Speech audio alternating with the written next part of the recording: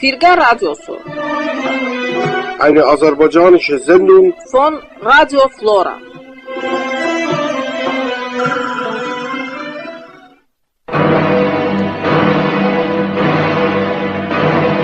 Danışır Azərbaycan Demokrat Firqəsi. Danışır Azərbaycan Demokrat Firqəsi. این صدا صدای فرقه دموکرات آذربایجان است. Ben direm yurdumuza kez bakanlar yok olsun, böhtan deyip adımıza şer yapanlar yok olsun, halkımızın igitliği düşsün dilden dillere, emelleri yadigar tek kalsın ilden illere. Ben direm Azerbaycan kahramanlar yurdudur, şücaatli Sattarxanlar, Ağırxanlar yurdudur. Döş Qacar şahlarını yola salmış bu diyar, onun her bir karşında ecdadımın hakkı var.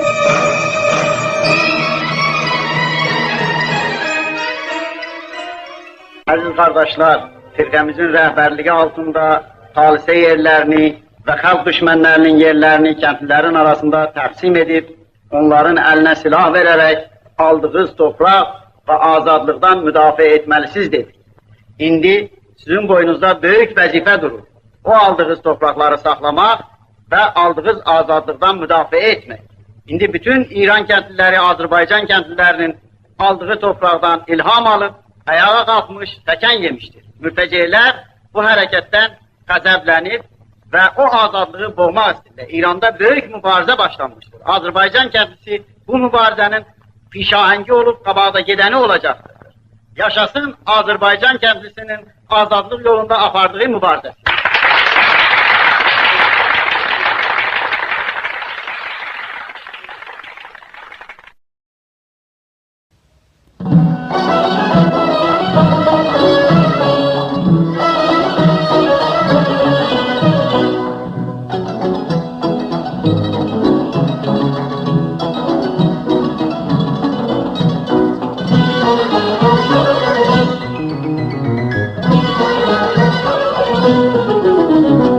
Yaşayabilmərəm mən səndən ayrı. Gül necə yaşasın çəməndən ayrı. Sən mənim həyatım, qəlbim, canım sana.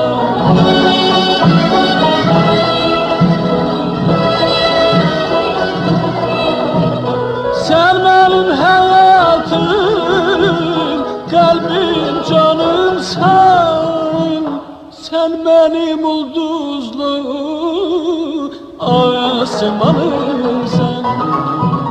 Asmanımsan. Sen benim dilimde şirin sözümsen. Sen benim gecemsen, al gündüzümsen. Əziz və hörmətli dinləyicilər, dəyərli eşidənlərimiz, sizi Azərbaycan Demokrat Firqəsinin internet radiosunun növbəti verilişi ilə 2015-ci ilin may ayının 8-də internet radiosunun www.radioflora.de ünvanında yenidən salamlayır və sizə bu verilişləri təqdim edirik. Əziz eşidənlərimiz, xalqımızın böyük inqilabçı, mübariz və fədakar oğlu, Azərbaycan xalqının azadlığı yolunda aparılan mübarizənin önündə gedən lideri olan böyük və kəbir pişəvərimizin dünya görüşü və təfəkkürü həmişə düşmənlərimiz tərəfindən təhrif olunub, başqa cür göstərilmişdir. Biz də bugünkü verilişimizi xalqımızın unudulmaz oğlu, Azərbaycan və bütün İranın böyük şəxsiyyəti olan kəbir pişəvərinin ölməz xatirəsinə həsr edirik. Söhbət Azərbaycan televiziyasının şəxsiyyət vəsiqəsi verilişindən götürülmüşdür. Bizimlə qalın, bizi dinləyin. Siz gözüm yaşı olubdur dəmdən, mənim sevincimdə, qəmimdə sənsən. Sensiz gözüm yaşı olubdur dəmdən, mənim sevincimdə, qəmimdə sənsən. Sen benim hayatım, kalbim, canım sana.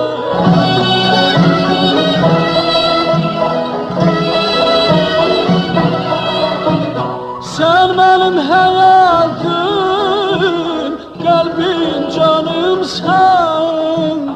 Sen benim ulduzlu asmanımsın. Mənim ey dost, o sahillər neçə nəğmə sözüm qaldı. Bahar fəsli əlovlandı, bağım, bağcam, düzüm qaldı. Əmək çəkdim səhər axşam, çiçəkli güllü bağ saldım. O bağda gözləri yaşlı, bənövşəm, nərgizim qaldı. Mən səndən ayrı, gül necə yaşasın çəməyimdən ayrı. Vətən dərdi yaman dərddir, əsir yarpaq kimi qəlbim. Haray ellər, yad əllərdə sevincli Təbrizim qaldı. Deyin ki gülgünə gəlsin, alışdım, yandım həsrətdən. Fəqət məhv olmadım ey dost, kül altında közüm qaldı.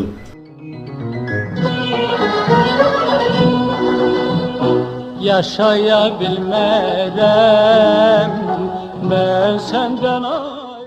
Mədinə Gülgün. Gül necə yaşasın şəməndən ayrı. Yaşaya bilmərəm mən səndən ayrı. Gül necə yaşasın çemenden ayrı. Sen benim hayatım, kalbim, canım sana.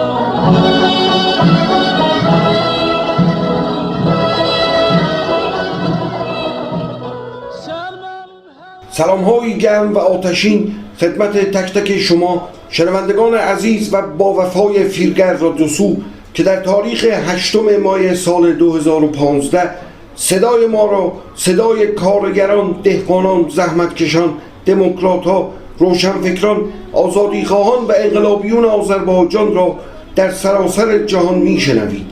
با بهترین آرزوهای قلبی برای تک تک شما عزیزان در کار و زندگی و پیکار و مبارزه و پس از پیکار و مبارزه به دست آوردن و حفظ و نگهداری از آزادی، دموکراسی، عدالت اجتماعی، برابر حقوقی زنان با مردان و حق تعیین سرنوشت به دست خود تا سرحد جدایی و یا زندگی داوطلبانه مشترک با هم و در کنار هم 161مین برنامه فیلگر رادیو سو را تقدیم حضور شما عزیزان می‌کنیم.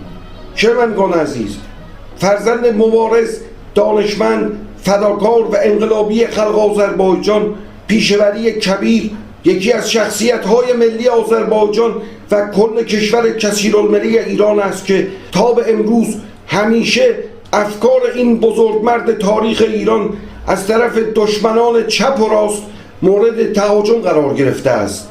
به همین مناسبت برای آشنایی هرچه بیشتر نسل جوان امروز آذربایجان و دیگر ملت‌های ساکن کشور کثیرالملت ایران برنامه شخصیت وسیقسی، برنامه‌ای که از تلویزیون آذربایجان شمالی به عاریت گرفته و در مورد پیشوری کبیر میباشد را تقدیم حضور شما عزیزان میکنیم.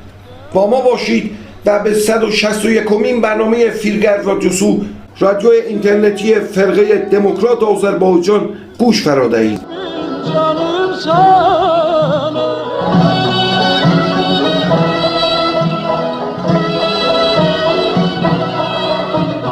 Sen benim hayatım, kalbim, canım sen.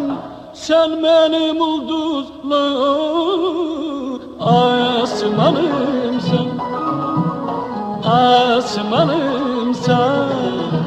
Sen benim dilimde şirin sözümsen, sen benim gecemsen, al gündüzümsen.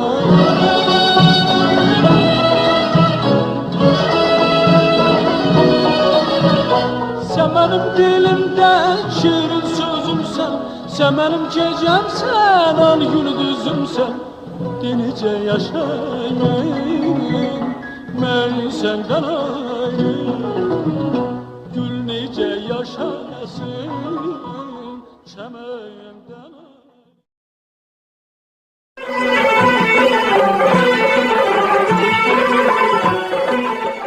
Her bir milletin dili onun milli varlığının əsas mehvəridir. Eləcə də biz Azərbaycan türklərində ana dilimiz olan Azərbaycan türkçəsi milli varlığımızın əsasını təşkil edir.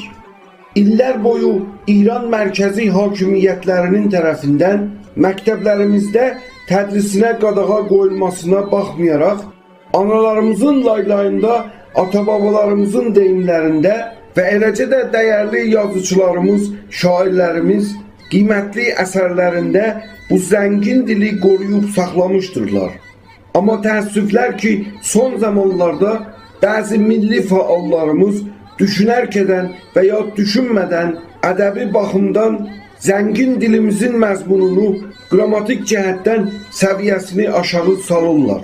Belə ki, bəziləri danışıqlarında, yazılarında zəngin Azərbaycan türkçəsini Anadolu türkçəsi ilə səhv salıb qarışdırırlar.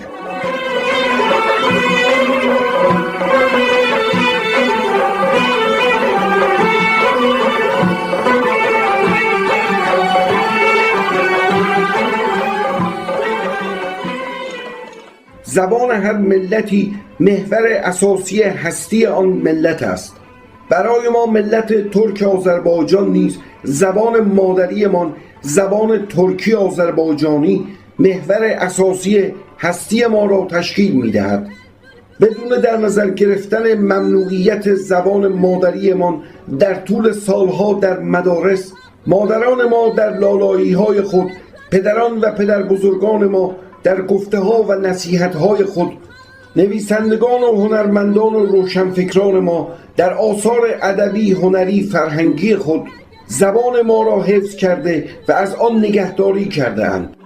اما متاسفانه در زمانهای اخیر تعدادی از فعالان ملی آذربایجان آگاهانه و یا ناآگاهانه، خواسته و یا ناخواسته، از دید ادبی ارزش و قرب و منزلت زبان ترکی آذربایجانی را از لحاظ گراماتیک پایین آورده، تا آنجا که تعدادی از این فعالان زبان غنی ترکی آذربایجانی را با زبان ترکی آنادولو اشتباه می‌اندازند.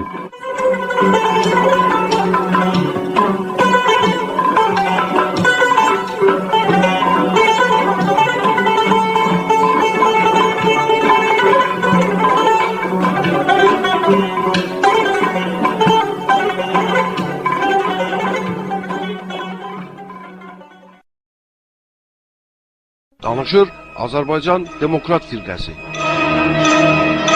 Danışır Azərbaycan Demokrat Firqəsi. این صدا صدای فرقه دموکرات آذربایجان است.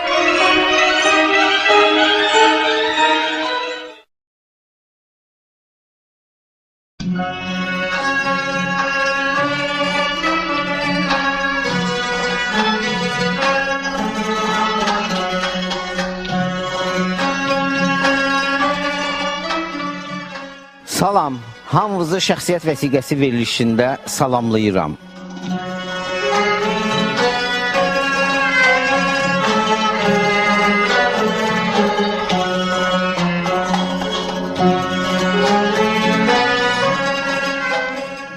O həm də yaxşı, əla saatsaz idi. Bakker markalı qədim İsveçrə saatından heç vaxt ayrılmazdı.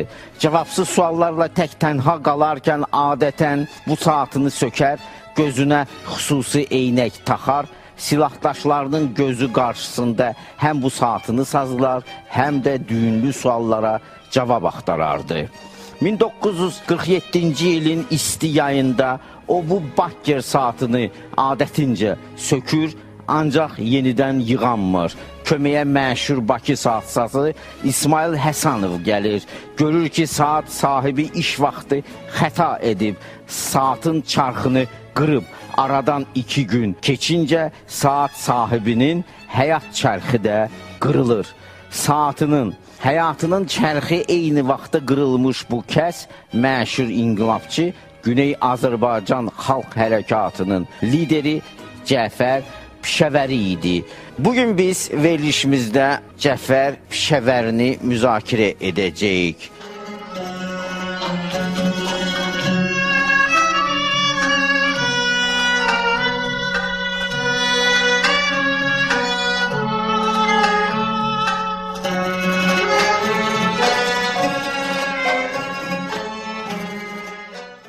Yaxşı, kimdir o? Bu sualı biz studiyamıza dəvət etdiyimiz hörmətli qonaqlarımıza ünvanlayırıq. İlk sualımız alim, tədqiqatçı Əkrəm Rəhimliyədir. Kimdir Pişəvəri? Qısaca. Cəfər Pişəvəri 20-ci əsrin birinci yarısında Güney Azərbaycanda Milli Azadlıq Hərəkatının yaratdığı fenomen bir şəxsiyyət idi. O hər şeydən əvvəl maarifçi idi, jurnalist idi, yazıcı idi, siyasi xadim idi, dövlət xadimi idi.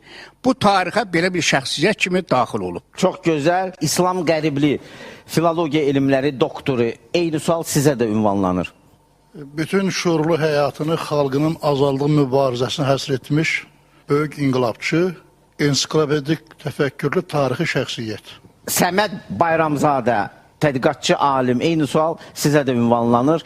Cəfər Pişəvəri 20-ci əsrin ikinci yarısında Güney Azərbaycanlıların milli şuurunun formalaşıb başa çatmasında mühüm tarixi mərhələ olan Milli Azadlıq Hərəkatının rəhbəri, eyni zamanda xalqının öz sözləri desək, nicatı xilası üçün inan və əqidəsini dəyişməyən bir insan. Yalnız o deyərdi ki, mən qələmi əlimə alıb yazı masasının arxasına oturunca o zaman məslək haqqında düşünərəm. Amma iman və əqidəm isə yalnız xalqım üçün işdir. İndi görək, ensiklopediya Seyid Cəfər Pişəvəri haqqında bizə hansı əlavə məlumatları verəcək. Buyurun.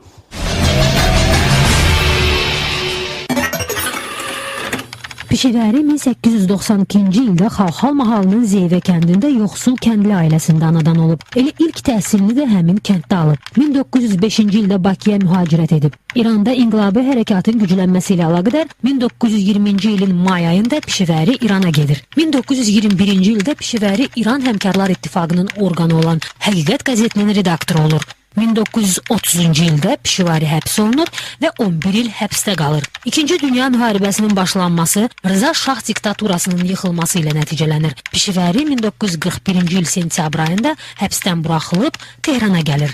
1941-ci ildə İran Xalq Partiyasının yaranmasında fəal iştirak edir. 1943-cü il may ayının 23-də nəşr etdiyi Acır qəzetinin ilk nömrəsində Rıza Şahı onunla birlikdə xalq kütlələrini vəhşicəsinə soyan və İranın müstəmləkəyə çevrilməsində kömək edən irticanı ifşa edir. 1945-ci ilin oktyabr ayında keçirilən Azərbaycan Demokrat Firqəsinin birinci qurultayı Seyid Cəfər Pişəvərini Mərkəzi Komitənin sədri seçir. 1945-ci il dekabr ayının 12-sində 21 Azər hərəkatının qələbəsi ilə əlaqədar fəaliyyətə başlamış Azərbaycan Milli Məclisinin qərarı ilə Pişəvəri Azərbaycan Milli Hökumətinin baş naziri təyin edilir. Məhz həmin hökumətin İranın daxilində Azərbaycanın milli muxtariyyət hüququnu bərpa edərək Azərbaycanlıların öz ana dilində danışmaları, yazıb oxumaları üçün şərait yaratdı. 1946-cı ilin dekabr ayından mühacirət etmiş Cənubi Azərbaycan inqilabçılarının bir hissəsi Sovet Azərbaycanına gəldi. Azərbaycanın 34 rayon və şəhərində onların yerləşdirilməsinə şəxsən Seyid Cəfər Pişəvəri özü rəhbərlik edib. Elə bu işlə əlaqədar 1947-ci il iyul ayının 11-də Gəncə şəhərindən qayıdarkən Yevlax yaxınlığında Pişəvəri müəmmalı şəkildə maşın qəzasına düşür və həlak olur. Seyid Cəfər Pişəvərinin məzarı Bakıda Fəxri Xiyabandadır. Çox gözəl gördüyümüz kimi layiqli şəkildə ensiklopediyaya düşmüş xalqımızın çox böyük bir oğlu. Yaxşı, onun bu həyatını barəsində, bu gənclik dövrü haqqında siz nə deyərdiniz Əkrəm bəy? Bunun doğulduğu kəndə mən getmişəm. Zeyvə kəndinə. Zeyvəyə, bəli. O Xalxalın Zeyvə kəndinə 550 evdir o vaxt. Bəli. İndi təxminən 1000-ə yaxındır. Kənd bir qədər böyüyübdür. Ağsaqqallarla söhbət zamanı məlum oldu ki, bunun babası, hələ atası o babası, Yəhya ağa o kəndin çox hörmətli ağsaqqallarından olub. Əl açıq, humanist, kasıba, küzba əl tutan bir adam olub. Cavad ağa həmən Yəhya ağanın oğludur. Cəfər Pişəvəri də Cavadın oğludur. Və beləliklə Cavad ağanın ailəsi həmən kənddə 1905-ci ilə qədər yaşayıblar. Deməli, onun ailəsi niyə bura gəlib? Birinci, həmən dövrdə İranda iqtisadi vəziyyətin ağırlığı, dərəbəylik, yol kəsmək, talançılıq. İkinci bir iştirik də orada var. Pişəvərinin atası Cavad ağanın ikinci qadınından olan uşağı idi. Onun 3 qardaşı əvvəlki arvaddan idi. Ata malı üstündə, yəni ata rəhmətə gedəndən sonra onlar Cavad ağaya istədiyi palı vermirlər. Cavad ağa bir növ qardaşlarla incik vəziyyətdə ailəsini götürüb bura gəlib və bura gələndə birinci bülbülədə olacaq. Məsələn, aparılan hesablanmalara görə o dövrdə 170 ilə 200 min arasında bu da cənublu olubdur. Bu 200 min mühacirlərdən biri də Cavad ağanın ailəsi idi. Onu da deyim ki, Cavad ağa özü Səttərxan fədaililərindən olub. Pişəvəri Arazın bu tayına 3 dəfə gəlib. İlk dəfə 1905-ci ildə, yəni uşaqkən ailəsi ilə birgə. Sonra 1924-cü ildə, sonra 1946-cı ildə 3 dəfə bax bu sərhəddi keçmək.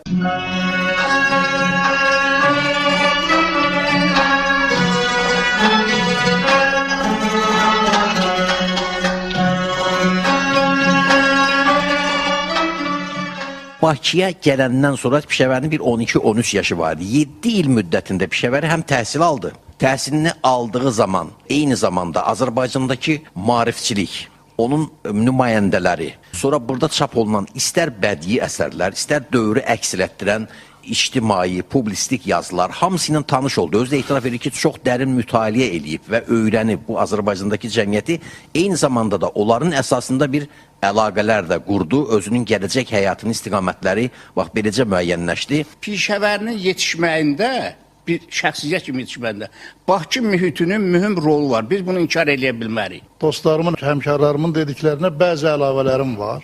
Pişəvəri Bakıda İranlı mühacirlərin açdığı İttihad məktəbində oxudu. Orası da məlumdur ki, Pişəvəri İttihad məktəbində oxumaqla bərabər eyni zamanda məktəb illərində hətta zəngi çalırdı, jurnalları siniflərə aparmaq, hətta bəzən etibar edib ona dərs də edizirlər uşaqlara. Müəllimlərə vəzir. Müəllimlərə vəzir. Bəli, olub. Ondan sonra isə Pişəvəri Bakıda pedaqoji texnikum, Darülmüəlliməni qutardı və Xırdalanda 2 otaqlı bir mənzil kirayə elədi. Və orada yenə məktəb açdı. Bu məktəbdə yenə də İrandan gələn, Cənubi Azərbaycandan gələn mühacirlərin, onlar içində siyasi mühacir də vardı, onlar içində yerli adamlar da vardı və bunlarda məccani üsulla dərs deyir. Hətta orası da var ki, atası bəzən buna narazılığını da bildirir ki, ay bala, axı özünü bu qədər incitmə, özünü bu qədər oda közə vurma. Amma buna baxmayaraq Pişəvər öz işində idi, Pişəvər öz maarifçilik fəaliyyətinə məşğul idi. İndi gələk Pişəvərinin qəzetçilik fəaliyyətinə. Pişəvərinin ilk yazıları 16-cı ildən işıq üzü görməyə başladı. 1916-cı ildə Məhəmməd Əmin Rəsulzadənin redaktor olduğu Açıq Söz qəzetində. Bu yazılar Azərbaycan dilində. Uğurlu bir başlanğıc sayar. Uğurlu bir başlanğıcıdır. Bu yazıların əksəriyyəti köklənmişdir milli məfkurəyə və eyni zamanda Azərbaycan xalqının milli dirçəliş məsələsində köklənmişdir. Ancaq o həm də hümmətçi idi ha.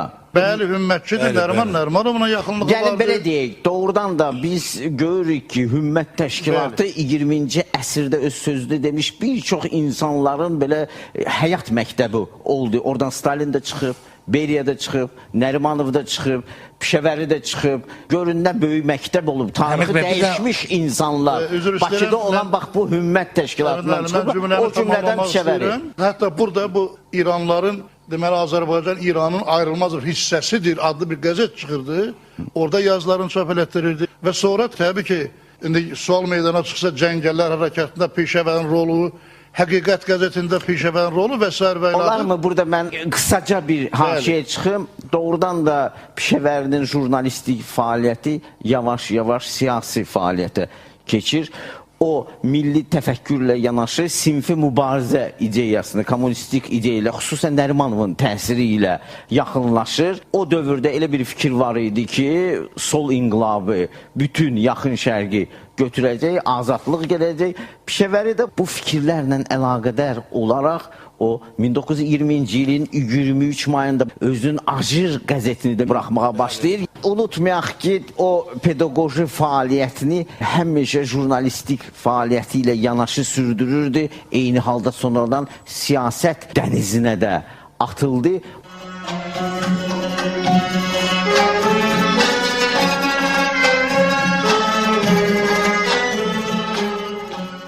Pişəvərinin siyasi simasını müəyyənləşdirən çox mühüm hadisələrdən biridir. Yəni onun həyatında bu da bir dönüşdür. Oktyabrdakı çevriliş olur və Bolşeviklər hakimiyyətə gəlir. O artıq bu milli, deyək, müəyyən o Azərbaycançılıq ideyalarından çəkilir və məsləkində bir dəyişiklik yaranır. O demişdi axı, imanım və əqidəm başqa o xalqım üçündür. Amma məslək dəyişib. Keçir kommunist, həm də ki Bakıdakı fəaliyyəti və İranlılar arasında yaşayışı, oturuşu, duruşu onlarla bir yerdə bunu o kommunistlik ideyalarda çəkir, həm də Leninin o şərqlə bağlı və kommunist ideyasına, məsləkinə, xüsusən də Nərimanovun təsir altında daha çox bağlanır və özünü də göstərə bilir. Ümumiyyətlə, siz bilirsiniz ki, 14 aprel 1920-ci ildə ilk qırmızı bayraq Xiyaban tərəfindən Təbrizdə qaldırılır. 28 apreldə Bakıda. O dövrdə fikir var idi ki, bax bu inqilab tək Bakını deyil. Bütün şərqi götürəcək, Gilanı da götürəcək, Təbrizi də götürəcək. Ancaq biz görürük ki, Xiyaban nə kömək eləmir. Sovet hökuməti Xiyabani məğlub olur. Ardıca Mirzə Kuçek xan hərəkatı məğlub olur. Bu Güney Azərbaycan inqilabçılar, İran inqilabçıları içində bir xəyal qırıqlığına. Və onlar həmişə istəyirlər ki, bu taleydən qaçsınlar. Ancaq tarix göstərir ki, Pişəvəri bu taleydən sonra qaça bilmir. 1921-ci ildə Pişəvəri bir də gözünü açır, görür ki, Moskva Tehran hökuməti ilə çox yaxşı bir anlaşma, qardaşlıq, dostluq, bərabər hüquqlu münasibətlər barəsində bir müqavilə imzalayır. İran solçuları, Güney Azərbaycan solçuları işin kənarında qalır və həmin dövrdə xəyal qırıqlığına uğramış Pişəvəri Xorasan yoluna qayıdır Tehrana. İkinci dəfə Arazı keçməli olur. Yəni birinci dəfə 1905-ci ildə, ikinci dəfə 1924-cü ildə. Bu barədə siz nə deyərdiniz? Buyurun. Pişəvəri cəngəllər hərəkatı məğlub olandan sonra Tehrana getdi. Və bayaqdan unuduruq ki, Tehranda bu 106 nömrəsi çıxan Həqiqət qəzetini çap etdirir. Yəni Pişəvərinin siyasi mübarizəsinin əsas konturları bu qəzetdə cızılırdı və təbii ki, Pişəvəri əqidəli kommunist olub. Kommunist olmaq heç də günah bir məsələ deyil. Qəbahət deyil. Qəbahət deyil. Pişəvəri öz xalqının saadətini, Azərbaycan xalqının saadətini kommunizmdə görürdü. İnqilabi fəaliyyətinin ilk 10 illiklərində təkcə Azərbaycan xalqının taleyi ilə bağlı düşünməyib. Pişəvəri bütün İran kommunistləri kimi, Ədalət firqasının, İran Komünist Partiyasının liderləri kimi bütün İran xalqlarının azadlığı uğrunda düşünüb. O Kürd üçün də bunu düşünüb, Bəluç da düşünüb, hamısını düşünüb. Hamısını bu şahlıq rejiminin bəlalarından qurtarmaq üçün Pişəvəri mübarizə meydanına atılıb. Gələk onun Qəsri Qacardakı 10 illik həbsinə. Gəlin görək onun həbsi 1930-cu ildə necə baş verib.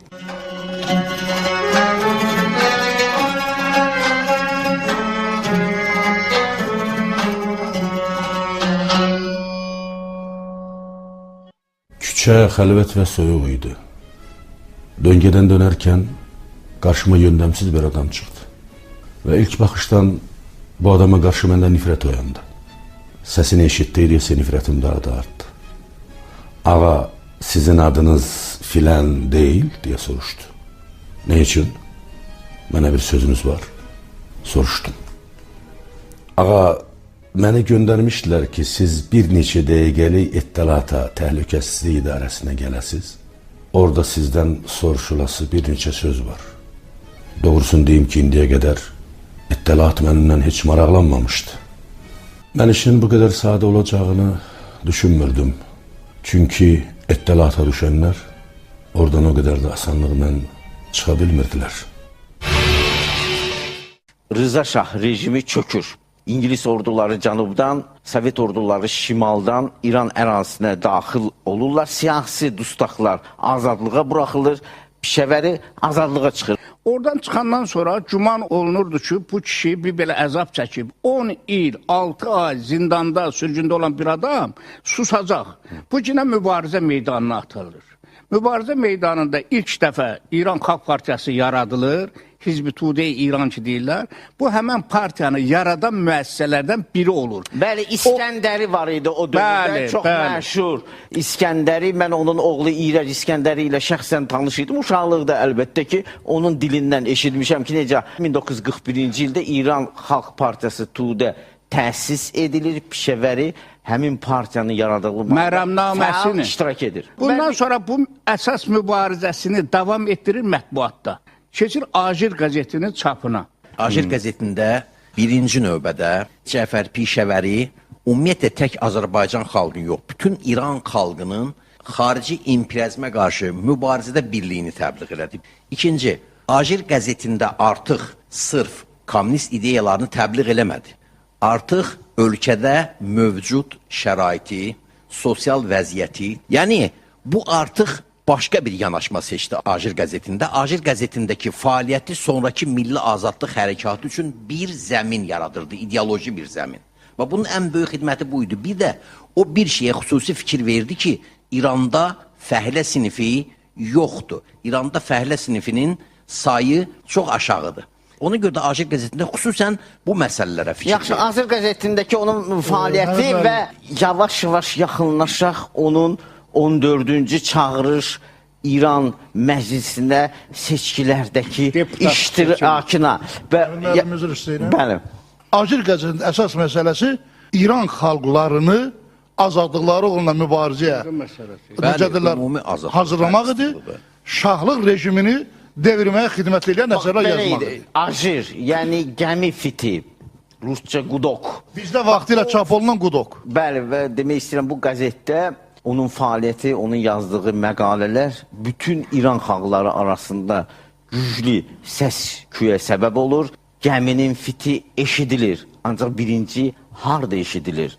Sözsüz ki, doğma Azərbaycanda. Məhz həmin dövrdə Pişəvəriyə siyasi sifariş gəlir. Siyasi sifariş Moskvadan gəlmir. Siyasi sifariş İngiltərədən gəlmir. Siyasi sifariş Təbrizdən gəlir. Bu siyasi sifarişi Pişəvərinin Tehrandakı evinə xüsusi, məxfi insanlar gətirir. Təbrizin qədim özünə müdafiə cəmiyyəti vardı. Onun adı Mərkəzi Qeybi idi. Mərkəzi Qeybinin əskərləri fədaya adlanırdılar. Səttərxan hərəkatında da əsas olublar. Əgər siz Səttərxan hərəkatını oxusanız görəcəksiniz ki, Səttərxan həmişə deyir, mən Mərkəzi Qeybinin əskəriyəm. Siqətil İslamın evi, Siqətil İslam Təbrizin imam cüməsi idi. Müəyyən qədər həmin Mərkəzi Qeybinin rəhbəri sayılırdı. Məhz Mərkəzi Qeybi o dövrdə görür ki, Təbrizdə Sovet ordusu var, hakimiyyət yavaş-yavaş Ruslar tərəfindən mənimsənilir. Bu hadisələrdə fəal oyunçu olmaq lazımdır. Mərkəzi Qeybiyə oyunçu lazım olur. Mərkəzi Qeybi həmin oyunçunu Pişəvəridə görür. Pişəvəriyə təklif olunur ki, 14-cü çağırılış İran məclisinə öz namizədliyini irəli sürsün Təbrizdən və Təbrizin mərkəzi qeybisi, Təbriz fədailəri onun arxasında duracaq. Yəni Pişəvərini siyasi oyuna, o jurnalist idi. Sovetlərə lazım dördü, İngilislərə lazım dördü, Tehrandakı mühitə lazım dördü. Ona sifarişi doğma Təbriz göndərir. Onun nümayəndəliyi irəli sürülür. Rəhmətli Atam Qafar Kəndli mənə deyərdi ki, biz Təbrizin mərkəzi qeybisi tərəfindən, Təbriz fədailəri tərəfindən təklifimizi ki, sən gəl Təbrizdən deputat seç. Onu Tehranda Ajir qəzetinin redaksiyasında ona dedik. Seçki gözəl keçir. Təbriz cəmaatı 16.000 səslə Pişəvərini Təbriz şəhərindən deputat seçirlər. Çox adam olur, İpəkçiyan, Fərruxi, Zad olur. Bunlardan biri də olur Pişəvəri. 9 nəfər adam olur. Lakin 14-cü çağırılış İran Məclisi 1944-cü ildə Pişəvərinin mandatını ləğv eləyir. Mandatı İran Məclisində ləğv olmuş Pişəvəri razılaşmır buna. Təbrizə gedir, Təbrizdə artıq şah rejimini ləğv elətdirir. Təbrizdən seçilən 9 adamın 8-i açıq səs vermədə. Halbuki 9 nəfərin içərisində ikinci yeri Pişəvəri tutmuşdur. Pişəvərinin namizədliyi gələndə şovinistlərdən biri əl qaldırır, deyir, mən xahiş edirəm, bu ağanın namizədliyi gizli qoyulsun. Gizli səs verməklə olur. Gizli səs vermək qoyanda bunun əleyhidarları öz işlərini görürlər. 50 səs, 47 səsə qarşı 50 səslə. Orada bunun tarixi bir çıxışı var. O çıxışda deyir ki, məni düzdür. Onlar seçmədi. Amma mən tribunadan istifadə edirdim. Mən əvvəldən bilirdim ki, onlar istəməzlər ki, bir türk, belə də yazır, bir türk onların arasına girib, bütün İran cəmiyyətinin o fəsadlarını orada açıb desin, Azərbaycanın ehtiyaclarını açıb desin. Onu mən əvvəlcədən bilirdim, ancaq mən haqq sözlərimin hamısını orada dedim. Mən istəyərdim burada bir qiraət nümunəsi səslənsiz. Sizin sözlərinizə güc olaraq görün həmin məclisdə Pişəvəri Təbrizin səhiyyə ocaqları haqqında, Təbrizin çox çətin iqtisadi bir durumda yaşaması barəsində nələr deyib? Təbriz bazarı xaraba bir təndirə bənzəyir. 6 aydır ki, şəhər xəstəxanası işləmir. Şəhərdəki 27 məktəbdən 5-6-sı dövlətindir, qalanları isə özəldir. Mən onların bir neçəsi ilə yaxından tanış olmuşam. Siz orada atınızı belə bağlamazsınız. Təbriz cəmaatı Pişəvərini əvvəlcə öz deputatı seçir, Mərkəzi Qeybi ona təklif eləyir ki, öz namizədliyini irəli ürsün. Ancaq Tehran parlamenti, İran parlamentinin irticaçı üzvləri, şovinist üzvləri onun namizədliyini ləğv edirlər. Həmin dövrdə Pişəvəri qayıdır, gəlir. Üz döndərir Azərbaycana. Bəli. Burada məsələ, bax, çox prinsipal məsələ buradadır. Pişəvəri Moskvadan təyin olunmayıb. Bəli. Pişəvəri Bakıdan təyin olunmayıb. Bəli. Pişəvəri xatirələrində nə yazır? Deyir, Təbrizdə acirə gələn o insanlar ki, o cümlədən sizin atanız da orada, deyir, mənə yazdılar ki, nə vaxta qədər sən qəzet çıxadacaqsan. Bəli. Gəl Azərbaycana. Bəli, bəli. Azərbaycan qaynayır. Bəli. Buna başçılıq eləmək lazımdır. Bəli. Deyir, mən dostlarımın, silahdaşlarımın sözünə çıxa bilməzdim. Mən üz döndərdim Azərbaycana. Təbrizi ziyalılar, Azərbaycanlı ziyalılar tərəfindən dəvət olunmasaydı, Pişəvəri sadəcə bir inqilabçı olacaq, qalacaqdı. Amma Pişəvəri Azərbaycan Milli Hərəkatının rəhbəri olmazdı. Təbriz qır qazanı kimi qaynamaqdaydı, Azərbaycan qaynamaqdaydı. Bu inqilaba rəhbərlik edən, bu hərəkətə rəhbərlik edən karizmatik bir şəxsiyyət lazım. Bu şəxsiyyətdə millət, ziyalılar, xalq bunu Pişəvərin simasında görürdü. Bunlar Pişəvərinin bəlkə düşünmədiyi bir haqqı Pişəvərinin çininə qoydular. Və Pişəvər də Dəvət etdilər onu. Dəvət etdilər, bəli. Dedilər namizədliyi irəli sür. Bunun boynuna haqq qoydular, məsuliyyət qoydular ki, sən bu xalqın yetişdirməsisən, bu xalqa xidmət eləməlisən. Pişəvərinin xatirələrində dediyi o şuravilərin də, sovetlərin də bu hərəkata, bu və ya digərcə köməyi dəydi. Əgər köməyi olmasaydı, Təbrizdə bu tezlikdə, yəni bir il ərzində nə demokratik hakimiyyət qurula bilərdi, nə onun partiyası yarana bilərdi, nə onun qəzeti ola bilərdi. Amma Pişəvərinin böyüklüyü, Pişəvərin ustadlığında oldu ki, Pişəvəri qüvvələri ətrafına toplaya bildi. Xalqı inandıra bildi. Pişəvərin baxın həmin illərdə yazdığı məqalələr hələ milli hökumət qurulmayıb. Pişəvəri kəndliyə nə tələb edir? Pişəvəri qadına nə tələb edir? Pişəvəri məktəblərə nə tələb edir? Pişəvəri dil məsələsini qoyur. Və Pişəvərinin o jurnalistik bacarığı, eyni zamanda Pişəvəri mən görməmişəm, eşitdiyimə görə çox gözəl natiq olub. Hər iki dildə, hətta rus dilində də çox gözəl nitqlər söyləyib. Lider olmaq üçün də xüsusiyyətlərindən biri natiqlikdir. Və Pişəvəri ətrafına cəmaatı birləşdirə bildi. Cəmaat ona inandı və təbii ki, yenə deyirəm, təbii ki, bizim bu taylı, şimallı ziyalılarımız da, mən demirəm Moskvanın, amma şimallı ziyalıların da, Mirzə İbrahimovun da, Həsən Həsənovun da, Qılman İlkinin də, Əziz Əliyevin də, başqalarının da buna bu və digər köməyi dəydi. Tarixi sənədlərə fikir versək, bəli, gizli arxivlərdə açılır, gizli sənədlər üzə çıxır. 1945-ci ilə aid bir çox gizli sənədləri mən oxumuşam. Orada var ki, Sovet hökuməti 21 nəfər xüsusi təlimatlı göndərir. O cümlədən 750 nəfər də xırda. İşçi əsas vuran, öldürən, yıxan 21 nəfər olur. Onlar bilinmir kimlərdən. Mən oxumuşam ki, var elə. 750 nəfər də bunların köməkçisi olub. Ancaq yarım milyondan çox əhalisi olan Təbriz kimi böyük bir şəhəri, bilirsiniz ki, Təbrizlər böyük evlərdə yaşayırlar, həyətlər yekədir. Və Təbrizlər çox da sıcaq münasibətdə deyildilər Sovet qoşunlarına görə. Çünki nəyə görə? Çünki 2-ci Dünya müharibəsinə qədər Təbrizdə çox güclü Alman təsiri var idi.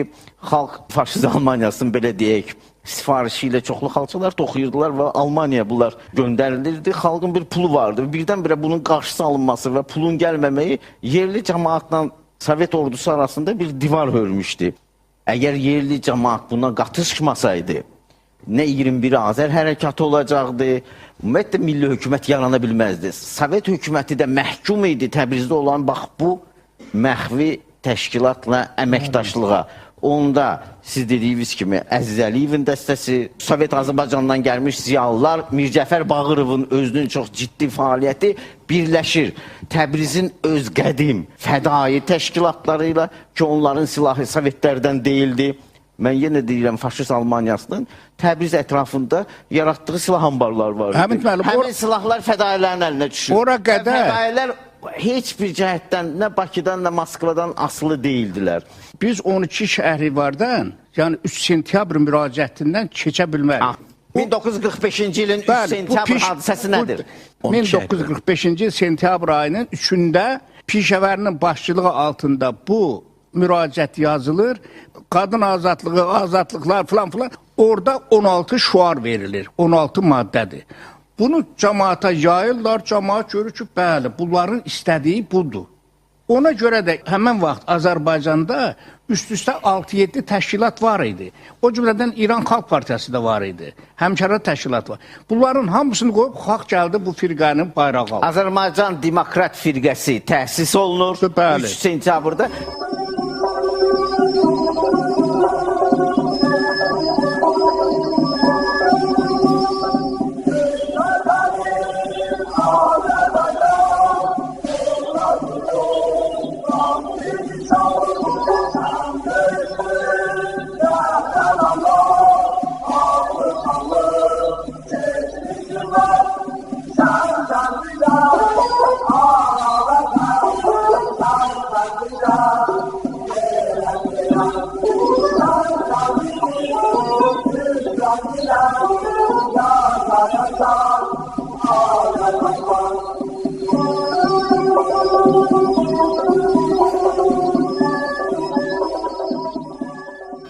Amerika hökumətinin xüsusi xəbərdarlığı olur Truman'ın Stalinə. Təbrizdən Sovet ordu hissələrini geri çək. Burada olan milli hərəkatı dəstəkləmə. Yoxsa sizə qarşı atom bombasından istifadə edəcək. Yəni bu artıq indiki dövrdə bu haqda çox ciddi sözlər söylənilir.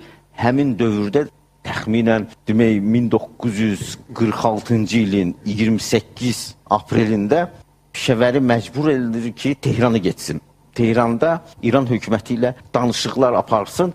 Bu danışıqlar əsnasında Pişəvəri Stalindən məktub da alır. Bu məktub çox maraqlıdır. Ondan bir parçaya diqqət edin. Əslində həmin məktubda Stalin Pişəvərini tənqid edir, həm də ona çatdırırdı ki, vəziyyət çox da yaxşı deyil. Bizə məlum olduğuna görə siz demişsiniz ki, biz əvvəlcə sizləri göylərə qaldırmışıq, sonra isə uçuruma yuvarlatmışıq və sizi rüsva etmişik. Sizin bu fikirləriniz bizdə çox təəccüb doğurur. Əslində isə nə baş vermişdir? Biz burada hər bir inqilabçıya məlum olan bir inqilabi fənd işlətmişik. İnqilabi hərəkatların qanunu belədir. Sizin üçün hər hansı bir rüsvayçılıqdan söhbət belə gedə bilməz. Çox qəribədir ki, əgər siz fikirləşirsiniz ki, biz sizin rüsvayçılığınıza yol verə bildik. Əksinə, əgər siz özünüzü ağıllı aparsanız və bizim mənəvi köməyimiz sayəsində əsasən Azərbaycanın indiki faktiki vəziyyətinin ləqallaşdırmaq tələblərinə nail olsanız, o vaxt sizə Orta Şərqdə mütərəqqi demokratik hərəkatın pioneri kimi Azərbaycanlılar da, İran da xeyir-dua verər. Yosif Stalin, 8 may 1946-cı il. 9 mayda təsəvvür eləyin, qələbənin 1-ci il dönümündə Sovet ordusu çıxır, yəni əslində Anglo-Amerikan ultimatumuna tabi olaraq ordusunu geri çəkir, atom hədəsindən çəkinir. Əlbəttə Pişəvəri bunlardan xəbərsiz idi. Bu həqiqət bir 40 il, 30 il sonra aydın olacaq ki, atom hədəsi vardı. Həmin dövrdə heç kim bilmirdi ki, atom hədəsi vardı. Bax, bu dövr haqqında mən istərdim siz danışasınız. Məktublar var, o məktubları təbii ki, siz oxumusunuz. Pişəvəri danışıqlara nə Azərbaycan xalqının xahişi ilə gedib, nə tələbi ilə. Açıq demək lazımdır. Pişəvərini o danışıqlara Sovet hökuməti göndərib. Yəni bunu gizlətmək mümkün deyil. Məcbur eləyib. Stalinin məktubu var, o məktubların çox indi üzə çıxır. Pişəvəriyə məsləhət görür. Əvvəl məsləhət görür, sonra təkid edir. Pişəvərini qınamaq olmaz. Sən o sənətə niyə qol çəkmədin? Pişəvəri o sənətə qol çəkməyə məcbur idi. Və Pişəvərin də o sənətə məcbur elətdirən vaxtı ilə Pişəvəriyə söz verib ki, sənin arxanda duracaq. İndi Pişəvəri 5000 silah istəyir, silahı vermirlər. 15 top istəyir, topu vermirlər. 8 tank istəyir, tankı vermirlər. Pişəvəri qalıb ortalıqda tək. Bir yandan Anglo-Amerikan qüvvələri, ultimatumları, bir yandan Pişəvəri qalıb ortalıqda tək. Bəs Pişəvəri nə etməlidir? Pişəvəri məncə bu yerdə yenə də o Qavamla onun söhbətlərində yenə nəyisə Azərbaycan xalqının xeyrinə dəyişmə cəhd eləyib. O məmmalı qətl haqqında danışaq. Necə olur? Məmmalı qətlə getmək lazımdır da. Bəli. Hacı kənddə fədailər var idi. Bəli. Şəkidə də var idi. Bəli. Onlar silahlıydı. Bu kişinin atası da həmən fədailərin içində olur. Həmin fədai dəstələri sözsüz ki, nə Moskvanın adamları idi, nə Mir Cəfərin adamları idi. Təbrizin öz qədim, özünə müdafiə dəstələrinin üzvləri idi. Bunlar əmrə tabi olmurdular. Yəni Moskvanın əmrinə tabi olmurdular. Mir Cəfərə də tabi olmurdular. Pişəvəriyə tabi idilər. Pişəvərini də müstəqil oyunçu edən, bax, məhz bu 3000-lik fədai ordusu idi ki, mən sizinlə razıyam Hacı kənddə, Şəkidə təlim keçirdilər, silahı yerə qoymurdular. Pişəvərinin aradan götürməklə bu dəstələri başsız qoymaq lazım idi. Bu haqda əlimizdə bizim sübut yoxdur, sənət yoxdur, deyək ki, filan əmrlə öldürülüb. Amma şübhəli nöqtələr var. Birinci, bunlar buradan yola düşürlər, Gəncə yox, Hacı kəndə gedəcəklər. Yola düşəndə Pişəvərinin başını xoda düşmür. Pişəvərinin şoförü də Mir Abdullah Təbrizdən bunun şoförü idi. Maşın xoda düşmür. Bunlar 3 nəfərdilər də, bayaq dediniz, Nuriyevdir, Qulam Yəhyadır, Pişəvəridir. Onda deyirlər, keçək Qulamın maşınına. Qulamın da maşınının sürücüsü Milikyandır, ermənidir. Bunlar yola düşüb gedirlər. Bu birinci şübhə. Xahiş edən bir yada saxlayasın. Gedirlər Hacı kəndə. Hacı kənddə fədailərlə görüşürlər, filan, bunu uzatmaya. Bunlar qayıdırlar Gəncəyə. Gəncəyə qaydanda gecə burada axşamlamalı olacaqlar. Pişəvərinin yaxın bir dostu gəlib bunu evlərinə aparır. Tələbəlik dostu olub vaxtı ilə. Nuru Quliyevində bacısı Gəncədə olur. O da gəlir, onun Qulam Yəhya bir otaqda qalır. Melikan da başqa bir otaqda. Bir də Melikan gəlir deyir ki, 6-da gedər. Niyə? Onda isti olacaqdır. Pişəvərinin ürəyi xəstədir, filan. Vaxt dəyişir. Niyə vaxt dəyişir? Çünki yolda maşın olmasın, şahid olmasın. Deməli, bu ikinci şey. Üçüncü, gəlirlər maşına oturmağa. Maşına oturmaqda Melikan deyir ki, yoldaş Pişəvəri, Qulam Yəhya axşam işləyib, onun yuxusu gəlir. Siz də arxadan gəlin, qabaqda oturun. Bu, o sizin yerinizdə olsun. Bu da bir qayda olaraq Təbrizdən həmişə maşının sağ tərəfində oturardı. Gətirirlər, bunun qabaqda otururlar. Bu üçüncü şübhə. Fikir verirsiniz. Maşın yola düşür. Yevlağa 14 kilometr yarım qalmış, oranın mən şəklini gelib çəkmişəm. Bunu vururlar, yolun qırağında bardurur o betona. Betona vuranda bunlar yaralanır, Pişəvər də yaralanır, Qulam da yaralanır, Nuru da yaralanır. Ancaq Pişəvərinin nə olur? Bir çiynindən, bir də başının burasından. İndi 3 dənəsinin saatın 4-cüyə gəlir. Bunları gətirirlər, yolda maşınlar, yoxdur axı maşın. Nəhayət bir maşın gəlir, əl eləyirlər ki, qabaqda xəbər elə ki, belə bir insan qəzaya düşüb. Yevlağa xəbər gəlir, Yevlağın təhlükəsizlik komitəsi filan, ora gəlirlər, Pişəvərini gətirirlər Yevlaq xəstəxanasına. Yevlaq xəstəxanasına gətirəndə təşrif edirlər ki, Yevlaqda xirurq var 1, Qarabağda xirurq var erməni 2, Gəncədən də xirurq çağırar 3. Deyirlər, o Bakıya zəng eləyək, sonra başlayaq buna əməl. Bakı deyir, yox, bizi gözləyin, biz briqada göndərəcəyik. Bakıdan gələn həmən briqada gəlir, elə Pişəvər orada cihaz canını tapşırır. Mən bunları niyə deyirəm? Ona görə deyirəm ki, təsəvvür oyansın. Özdə bunu mən özümdən demirəm. Sənədlər əsasında, şahidlərin ifadələri əsasında deyirəm. Bu böyük bir öndərdir. Güney Azərbaycanın milli azadlıq hərəkatına başçılıq edən bir insandır. Niyə bunu gizlin dəfn edirlər? O şahidlər bunu gizlin şəkildə aparırlar Buzovnuya. General Atakişiyev zəng eləyir Pişəvərinin siyasi işlər üzrə müavini Cahan Şahlı. Deyir, bə gəlin. Ora partişkolada oxuyan atan da onların içində olur. O dəfn mərasimində iştirak edir. Ancaq oraya heç kəsi buraxmırlar. Yaxşı, bax, şübhələr kifayət qədər çoxdur. Siz nə deyərsiniz? Atam fədai dəstəsində olub və yerləşdirilibdir Hacı kəndə. Və deyir, bizə dedilər ki, siz yaxın zamanlarda silah əldə edəsiniz, məşqlər davam edir və qaydasız İrana. Partizan müharibəsi başlayacaq. Belə bir söhbət var idi. Və iyun ayının 9-u Pişəvəri gəlib Hacı kənddə həmin düşərgəyə. Nuru Quliyev deyir, mən onu tanımırdım. Qulam Yəhyanı tanıyıb, danışyanı, bir də Pişəvərini də deyir, ilk dəfə yaxından görürdüm. Çünki bizə dedilər, Pişəvəri gəlir, bizim rəhbərimiz gəlir. Və əllərində bir dənə də taxta, çamadan var idi. Çamadanın içində də nə olduğunu bilmirdi, amma böyük çamadan idi. Pişəvəri bizi salamladı və ruhumuzu soruşdu. Bir də onu dedi ki, vətənə getməyə hazırsınızmı? Deyir, hamı bir ağızdan alqışladı vətənə getməyi. Bu onda bir sevinç yaratdı. Yəni, mənim atamın dedikləri ki, bir gözündə sevinç vardı, bir gözündə kədər. Yəni, belə bir simadaydı.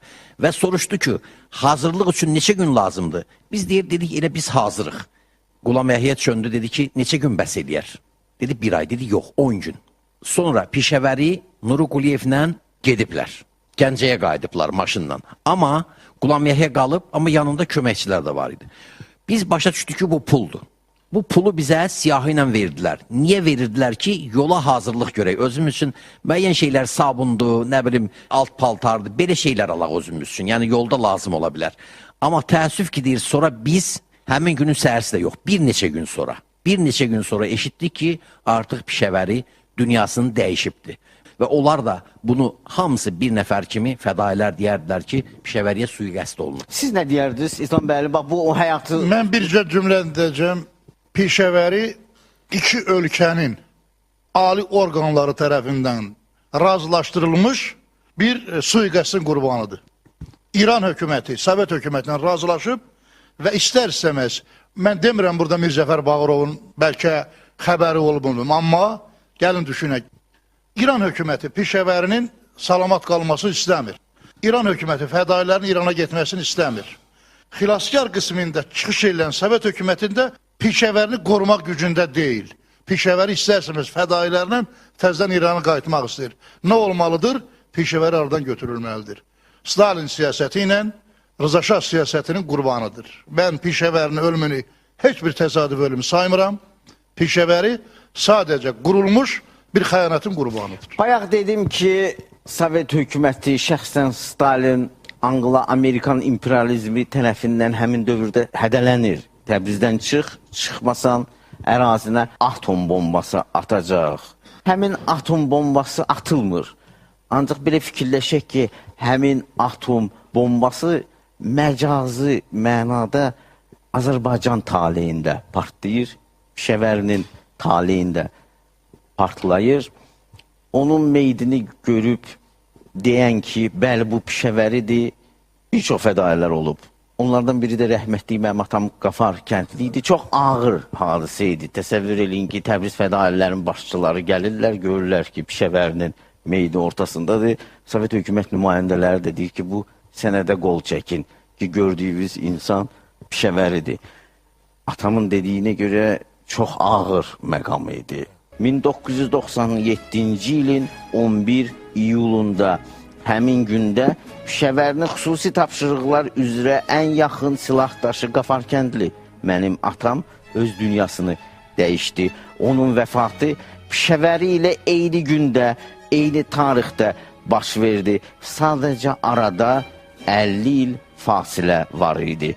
Verilişimizin axırını isə Pişəvərinin vaxtı ilə mənim atama ünvanlandırdığı bir məktubla, inqilabı mandatla bitirmək istəyirəm. Oxuyun o tarixi sənədi. Azərbaycan Demokrat Firqəsinin Mərkəzi Komitəsi. Sənəd nömrə 68-10. 25 may 1946-cı il. Ağayı Qafar Kəndli Heritçi. Sizə Mərkəzi Komitə tərəfindən məmuriyyət verilir ki, sürətlə əhərə hərəkət edib, orada Vilayət Komitəsinin köməkliyi ilə Mərkəzi Komitənin nümayəndəsi vəzifəsini icra edəsiniz. Mərkəzi Komitənin sədri Pişəvəri, Təşkilat Şöbəsi Dehqani.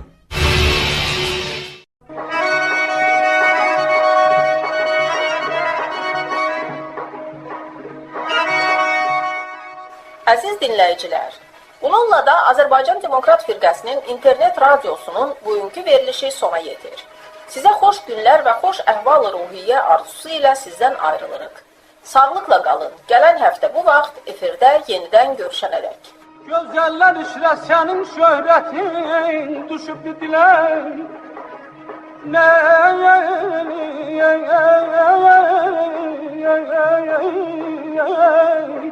Nə hurdə ne periden bile melahat olur. خب شنوندگان عزیز، برنامه این هفته فیلگر رادیوسو، رادیوی اینترنتی فرقه دموکرات آذربایجان در اینجا به پایان میرسد. تا هفته آینده شاد و خوش و خرم باشید. Bu çale yetmək olursa nəsib məhzuna, bu xəstə könlə ol da gözəl cəbabə doluracaq baba. Mən aşıqam halına, üzdən qoşaq halına.